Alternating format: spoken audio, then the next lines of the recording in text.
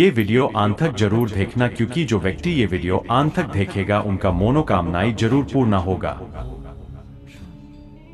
भगवान शिव से जुड़े ये सुविचार करेंगे जीवन की कठिनाइयों का बेड़ा पार। सोमवार का दिन भगवान शिव को समर्पित है।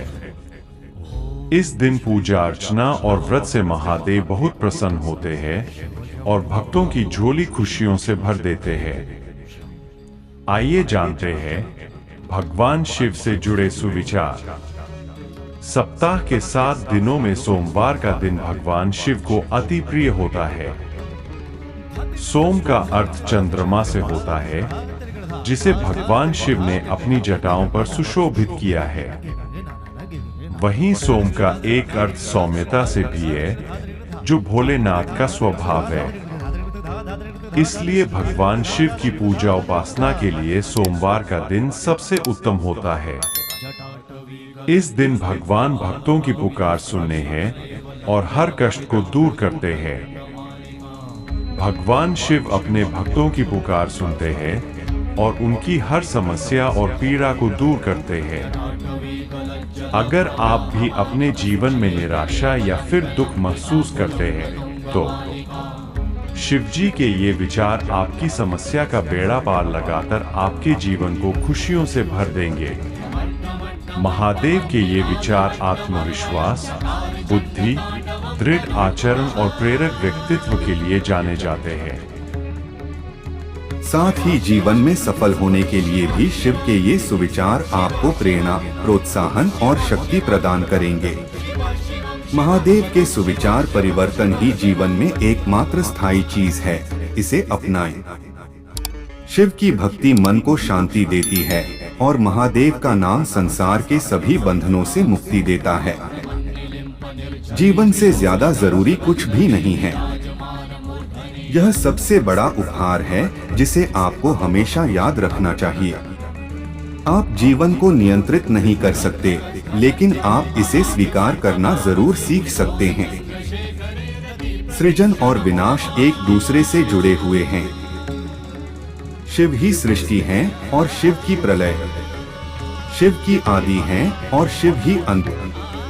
जिसका मन भोलेनाथ की भक्ति में लग गया, उसे फिर किसी और के सहारे की जरूरत नहीं पड़ती। मेरे हर संकट को हर लेता है महादेव, इसलिए मैं जप लेता हूँ हर हर महादेव।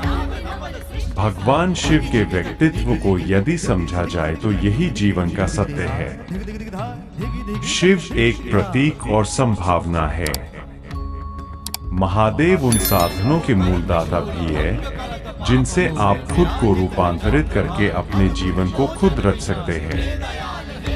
आदियोगी भोलेनाथ का महत्व यह है कि उन्होंने मानव चेतना के विकास के लिए ऐसी विधियां बताई जो हर काल में प्रासंगिक है।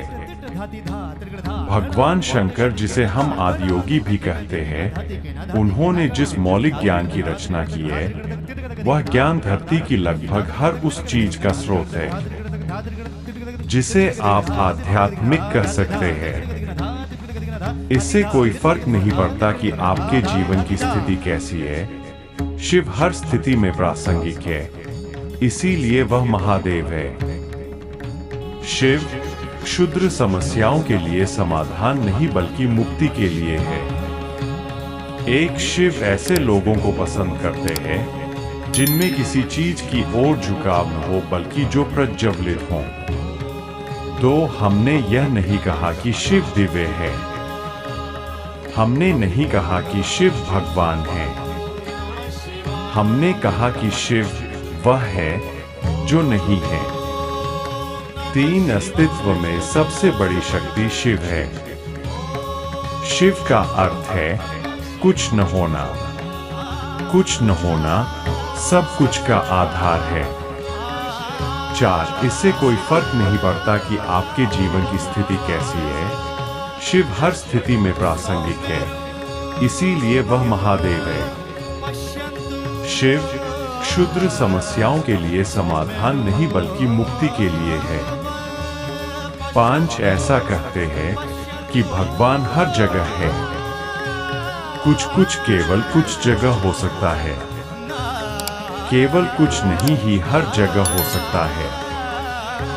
शिव का अर्थ है कुछ नहीं, वह जो है ही नहीं। 6 शिव हर जगह है। यदि आप वहां हैं तो आप इसे महसूस नहीं कर सकते। यदि आप नहीं हैं तो यह सब कुछ है। 7 जिसे हम शिव कहते हैं वह अस्तित्व का गैर भौतिक आयाम है जो वास्तव में ब्रह्मांड का सबसे बड़ा आयाम है। त्र्यंबकम यजामहे सुगंधिं पुष्टिवर्धनम उर्वारुकमिव बंधनान् मृत्युर्मुक्षीयमामृतात्। अर्थ, हम 3 महत्वपूर्ण चीजों के बारे में सोचते हैं जो जीवन को बेहतर और अधिक आनंददायक बनाती है। यह वैसा ही है जैसे जब हम एक खीरे को उसके तने से अलग करते तो हम हमेशा के लिए जीवित रहने से छुटकारा नहीं पा रहे हैं, लेकिन हम मृत्यु से दूर रह रहे हैं। 2 मृत्युंजय रुद्राय नीलकंठाय शंभवे अमृतेशाय सर्वाय महादेवाय ते नमः।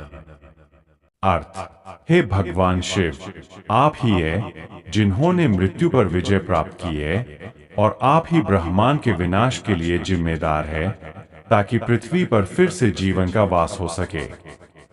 हे भगवान, आप नीलकंठ है क्योंकि आपका कंठ नीला है। हम हाथ जोड़कर आपको नमस्कार करते हैं। 3 न धर्मो न चारतो न कामो न मोक्ष चिदानंद रूपर शिवोहं शिवोहं। अर्थ, मैं धर्म, अर्थ, काम एवं मोक्ष से परे हूँ। मैं आनंदमय चेतना हूँ। मैं शिव हूँ। मैं शिव हूँ। देवाधिदेव महादेव को गहन ध्यान, चिंतन और एकाग्रता के लिए जाना जाता है। ठीक इसी तरह सफलता पाने के लिए आपको अपने लक्ष्य के प्रति ध्यान केंद्रित करने और एकाग्र होने की जरूरत है। इन चीजों से मन विचलित नहीं होता और यही सफलता का मूल मंत्र है।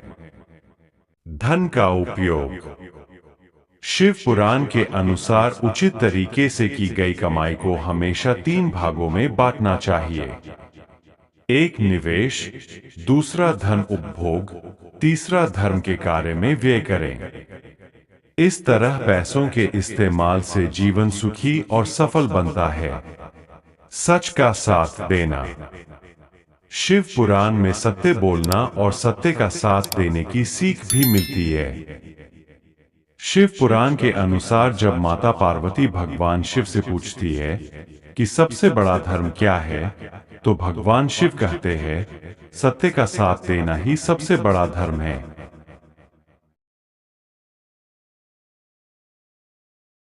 क्रोध का त्याग।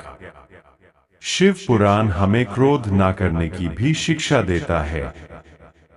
तभी तो मान्यता है कि भोलेनाथ को खुश करने के लिए अहंकार और क्रोध का त्याग करना होगा। दरअसल क्रोध और अहंकार सफलता की राह में बड़ी बाधा है।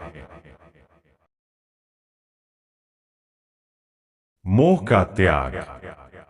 शिव पुराण हमें मोह के त्याग की शिक्षा देता है। दरअसल शिव पुराण में जिक्र है कि जब भोलेनाथ देवी सती का पार्थिव शरीर लेकर क्रोध में इधर उधर तांडव कर रहे थे, तब भगवान विष्णु ने सती के पार्थिव शरीर को छिन्न भिन्न कर भोलेनाथ का मोह तोड़ा था। संदर्भ हमें सिखाता है कि संसार में किसी भी वस्तु या लोगों से लगाव मानव को दुख और असफलता की ओर ले जाता है। तप। शिव पुराण हमें सिखाता है कि अगर किसी चीज को पाना है तो हमें कठिन तप और मेहनत करनी होगी। उसी प्रकार से जैसे माता पार्वती ने शिव को पाने के लिए सालों कठिन तप किया था, हमें सीख लेनी चाहिए कि लक्ष्य के प्रति लगन और इरादे अडिग हों तो कोई भी बाधा या लालच हमें हरा नहीं सकता। कटु वचन न बोलना। शिव पुराण के मुताबिक सुबह और शाम के समय कभी कटु वचन नहीं बोलने चाहिए। नहीं किसी के प्रति मन में बुरे विचार लाएं। ऐसा करना पाप का भागी बनाता है। हमें अपने जीवन में इस बात को उतार लेना चाहिए।